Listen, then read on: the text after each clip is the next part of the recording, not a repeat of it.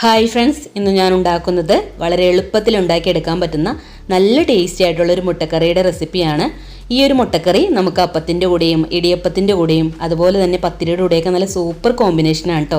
അപ്പോൾ വീഡിയോയിലേക്ക് പോകുന്നതിന് മുമ്പായി എൻ്റെ ചാനൽ ആദ്യമായാണ് കാണുന്നതെങ്കിൽ പ്ലീസ് ഒന്ന് സബ്സ്ക്രൈബ് ചെയ്യണേ. സബ്സ്ക്രൈബ് ചെയ്യുന്നതിനോടൊപ്പം തന്നെ തൊട്ടടുത്തുള്ള ബെല്ലൈക്കൺ കൂടി ഒന്ന് പ്രസ് ചെയ്ത് കഴിഞ്ഞാൽ ഞാനിടുന്ന വീഡിയോസിൻ്റെയൊക്കെ നോട്ടിഫിക്കേഷൻ നിങ്ങൾക്ക് ലഭിക്കുന്നതായിരിക്കും. അപ്പോൾ നമുക്കിതെങ്ങനെയാണ് ഉണ്ടാക്കണേന്ന് നോക്കിയാലോ.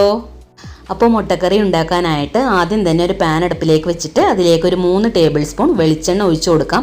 ഇനി ഇതിലേക്ക് ഒരു 4 മീഡിയം സൈസ് സവാള ഇതുപോലെ ചെറുതായിട്ട് അരിഞ്ഞത് ചേർത്ത് കൊടുക്കാം. പിന്നെ കുറച്ച് ഉപ്പും കൂടി ചേർത്തിട്ട് സവാള ഒന്ന് വഴറ്റിയെടുക്കാം. അപ്പോൾ മുട്ടക്കറിയൊക്കെ ഉണ്ടാക്കുമ്പോൾ സവാള ഇതുപോലെ ചെറുതായിട്ട് അരിഞ്ഞിട്ട് വേണം കേട്ടോ വഴറ്റിയെടുക്കാനായിട്ട്. അതുപോലെ മീഡിയം ഫ്ലെയിമിൽ വെച്ചിട്ട് വേണം വഴറ്റിയെടുക്കാനായിട്ട്. ഇപ്പോൾ സവാള ഒന്ന് സോഫ്റ്റായി വന്നിട്ടുണ്ട്. ഇനി നമുക്കിതിലേക്ക് ഒരു 3 പച്ചമുളക് ചേർത്ത് കൊടുക്കാം. പിന്നെ ഒരു 2 ടീസ്പൂൺ ഇഞ്ചി വെളുത്തുള്ളി ചതച്ചത് ചേർത്ത് കൊടുക്കാം. പിന്നെ കുറച്ച് കറിവേപ്പിലയും കൂടി ചേർത്തിട്ട് നന്നായിട്ടൊന്ന് വഴറ്റിയെടുക്കാം. സവാള നല്ലതുപോലെ ഒന്ന് വഴറ്റിയെടുക്കണം കേട്ടോ, എന്നാലാണ് മുട്ടക്കറിക്ക് നല്ലൊരു ടേസ്റ്റ് ഉണ്ടാവുന്നത്. അപ്പോൾ തീ കൂട്ടി വെക്കാതെ മീഡിയം ഫ്ലെയിമിൽ വെച്ചിട്ട് തന്നെ വഴറ്റിയെടുക്കണം.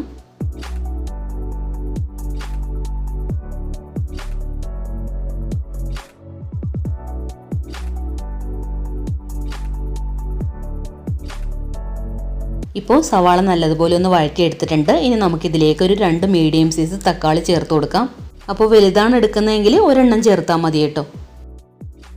ഇനി ഇതെല്ലാം കൂടി ഒന്ന് വഴറ്റിയെടുക്കാം.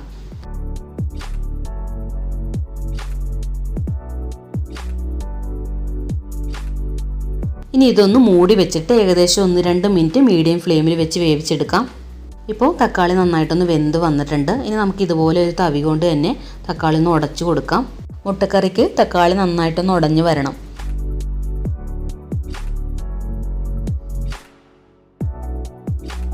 ഇനി നമുക്കിതിലേക്ക് പൊടികൾ ചേർത്ത് കൊടുക്കാം. അപ്പോൾ അതിനായിട്ട് 1/4 ടീസ്പൂൺ മഞ്ഞൾപ്പൊടി, 3/4 ടേബിൾ സ്പൂൺ മല്ലിപ്പൊടി, പിന്നെ 1 ടീസ്പൂൺ സാധാരണ എരിവുള്ള മുളക് പൊടിയും 1 ടീസ്പൂൺ കാശ്മീരി മുളക് പൊടിയുമാണ് ചേർത്ത് കൊടുക്കുന്നത്. അപ്പോൾ എരിവുള്ള മുളക് പൊടിയാണ് ചേർക്കണമെങ്കിൽ 1.5 ടീസ്പൂൺ ചേർത്ത് കൊടുത്താൽ മതി കേട്ടോ. ഇനി ഇതിലേക്ക് 1.5 ടീസ്പൂൺ മീറ്റ് മസാലപ്പൊടി ചേർത്ത് കൊടുക്കാം. ഗരം മസാലപ്പൊടി ആണെങ്കിൽ 3/4 ടീസ്പൂൺ ചേർത്ത് കൊടുത്താൽ മതി. ഇനി ഇതെല്ലാം കൂടി നന്നായിട്ടൊന്ന് വഴറ്റിയെടുക്കാം. പൊടികളുടെ പച്ചമണം മാറുന്ന വരെ ലോ ടു മീഡിയം ഫ്ലെയിമിൽ വെച്ചിട്ട് വേണം വഴറ്റിയെടുക്കാനായിട്ട്.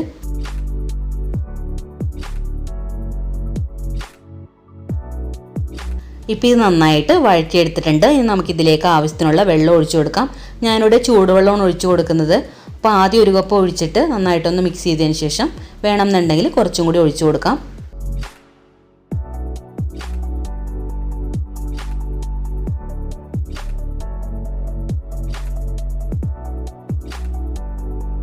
ഇനി ഇതൊന്ന് ചൂടായി വരുമ്പോഴേക്കും നമുക്കിതിലേക്ക് മുട്ട ചേർത്ത് കൊടുക്കാം. ഞാനിവിടെ 5 മുട്ടയാണ് കേട്ടോ എടുത്തിരിക്കുന്നത്.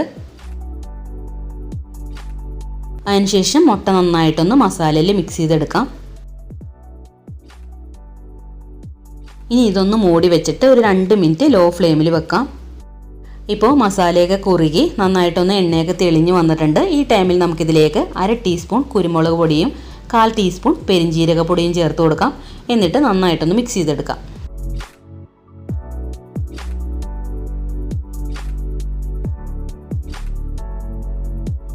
ഈ ഒരു ടൈമിൽ വേണമെന്നുണ്ടെങ്കിൽ ഒരല്പം ഉപ്പ് ചേർത്ത് കൊടുക്കാം. പിന്നെ ഒരു 1/2 ടീസ്പൂൺ പഞ്ചസാര ചേർത്ത് കൊടുക്കാം. അപ്പോൾ മുട്ടക്കറിക്ക് പഞ്ചസാര ചേർത്ത് കൊടുത്തു കഴിഞ്ഞാൽ ഒരു പ്രത്യേക ടേസ്റ്റ് തന്നെയാണ് കേട്ടോ. എന്നിട്ട് ഇതെല്ലാം കൂടി ഒന്ന് മിക്സ് ചെയ്തെടുക്കാം. ഇനി ഇതിലേക്ക് അവസാനമായിട്ട് കുറച്ച് മല്ലിയില ചേർത്ത് കൊടുക്കാം. അതിനുശേഷം ഒന്ന് മിക്സ് ചെയ്തതിന് ശേഷം ഫ്ലെയിം ഓഫ് ചെയ്ത് കൊടുക്കാം.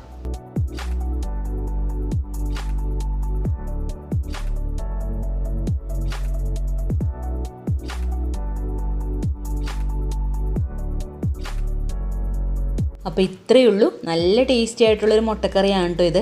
ഒരു തവണയെങ്കിലും ഒന്ന് ട്രൈ ചെയ്ത് നോക്കണം. ട്രൈ ചെയ്ത് നോക്കിയതിന് ശേഷം ഫീഡ്ബാക്ക് മറക്കാതെ കമൻസിൽ അറിയിക്കണം.